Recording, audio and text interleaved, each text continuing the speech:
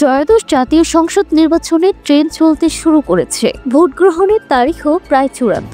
নির্বাচন কমিশন ও প্রধান উপদেষ্টা কার্যালয়ের একাধিক নির্ভরযোগ্য সূত্র গণমাধ্যমকে জানিয়েছে, আগামী 5 ফেব্রুয়ারি 2026 সালে ত্রয়োদশ জাতীয় সংসদ নির্বাচনের ভোট গ্রহণ অনুষ্ঠিত হবে। এর আগে 7 ডিসেম্বর নির্বাচনের আনুষ্ঠানিক তফসিল ঘোষণা করা হতে পারে বলে জানা গেছে। সূত্র জানিয়েছে, নির্বাচন কমিশন ভোটের জন্য 3, 5 ও 7 ফেব্রুয়ারি এই 3টি তারিখ প্রধান উপদেষ্টার কার্যালয়ে পাঠায়।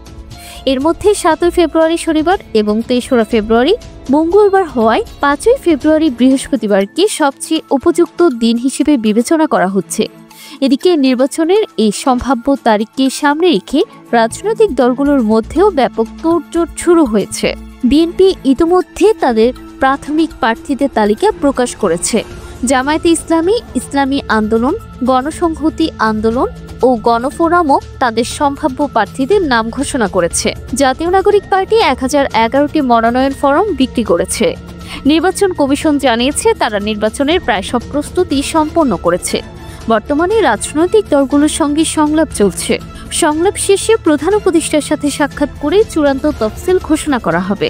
ইসির সর্বশেষ হিসেব অনুযায়ী দেশে বর্তমানে মোট ভোটার 12,76,12,384 জন।